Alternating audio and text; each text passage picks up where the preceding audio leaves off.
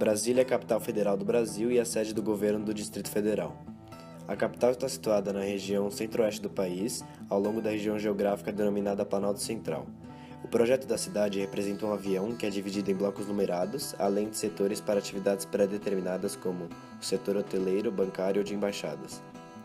Lúcio Costa e Oscar Niemeyer foram arquitetos renomados e responsáveis pelo plano piloto e principalmente pela idealização de Brasília para se tornar o centro político do Brasil, com o objetivo de ser uma cidade prática que facilitasse a vida da população. Para a realização da capital, usaram muitas formas geométricas nas construções. Lúcio Costa, em seu projeto, colocou em prática os conceitos modernistas de cidade.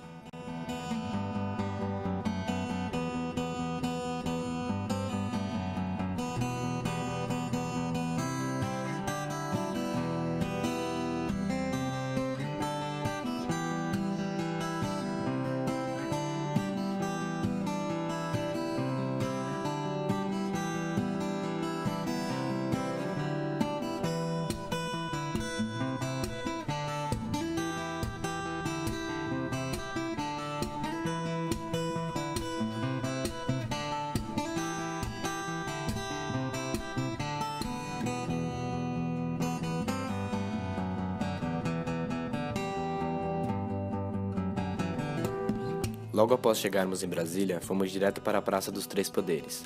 A praça, que está localizada no extremo leste do plano piloto, é um dos principais destinos para quem visita Brasília. Ela não tem nenhum tipo de vegetação ou elemento que proporcione sombra. É um espaço amplo e ao ar livre e é lugar sede dos três poderes do Estado: o Palácio do Planalto, Poder Executivo, o Congresso, Poder Legislativo, e o Supremo Tribunal Federal, Poder Judiciário. Os edifícios estão localizados em posições estratégicas, as quais formam um triângulo equilátero, mostrando a igualdade dos poderes, e ademais são construções de vidro, que representam a transparência do governo com o povo. A praça é também o lugar oficial de manifestações em Brasília, que ocorrem diariamente, e mesmo sendo um lugar que abriga eventos desse tipo, tem um chão muito branco e limpo, que com a luminosidade do sol não possibilita a permanência lá por muito tempo.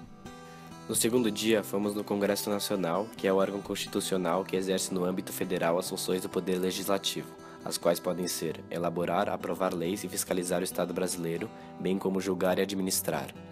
Ele é composto pelo Senado Federal e a Câmara dos Deputados.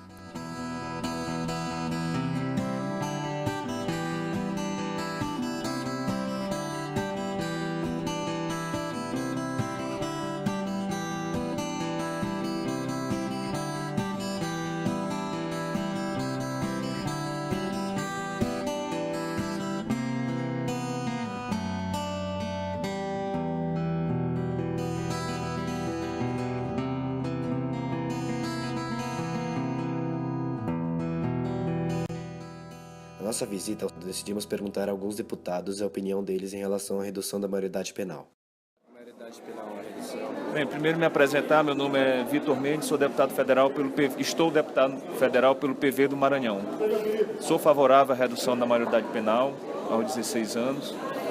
Sei que não vai resolver a questão da criminalidade no nosso país, mas é uma forma que nós temos de intimidar um pouco, ou de frear um pouco esse aumento da impunidade de alguns adolescentes, que hoje você não pode comparar o poder de discernimento de um jovem de 16 anos como, por exemplo, na minha época, 15 anos atrás.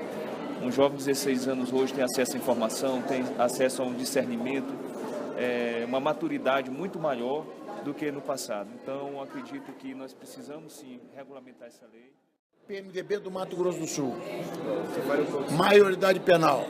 Sou favorável à redução da maioridade penal para 16 anos no caso de crimes contra a vida.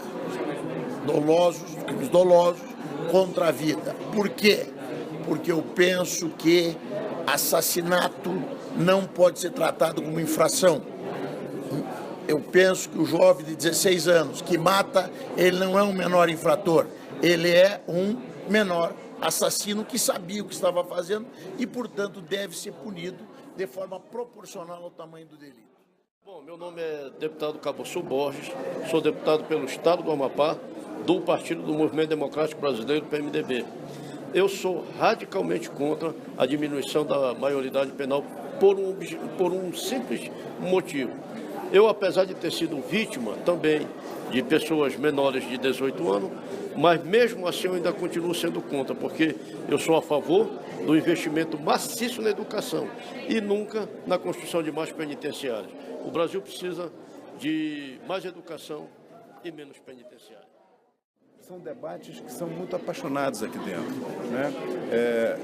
Vocês vão ver que vocês vão fazer entrevistas com vários deputados, certamente, e que vocês vão ver que tem... Se vocês pegarem aqui a bancada da bala, a bancada dos delegados, da segurança pública, ou eventualmente de um deputado cujo filho foi vítima de violência, foi assassinado por um menor, vocês vão ver que eles não têm dúvida de que a maioridade de 16 anos é um ponto pacífico, são absolutamente a favor. Eu tenho muitos argumentos a favor, até porque nós estamos sintonizados com as aspirações da sociedade, mas eu acho que nós temos que fazer a coisa com muito cuidado. O Supremo Tribunal Federal é a mais alta instância do Poder Judiciário brasileiro. Sua função institucional principal é servir de guardião da Constituição Federal de 1988. Os ministros do tribunal são escolhidos pelo Presidente da República.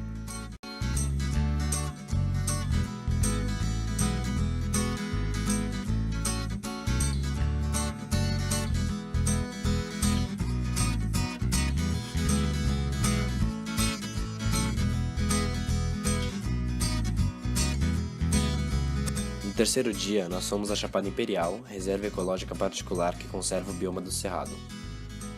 Os cerrados brasileiros são as savanas mais ricas do mundo, com sua variedade de climas, solo e sua grande diversidade genética, que se reflete na formação de ecossistemas únicos. O Distrito Federal encontra-se no centro desse complexo de vegetação, que ocupa quase 1/4 da superfície do país. É marcado pela presença de árvores e galhos tortuosos, de pequeno porte. As raízes dos arbustos são profundas para que procurem água em época de seca. As cascas das árvores são duras e grossas e suas folhas são cobertas de pelos. Os animais encontrados nesse bioma podem ser anta, onça-pintada, lobo-guará, gato-palheiro, entre outras diversas espécies que muitas vezes se encontram em forte risco de extinção.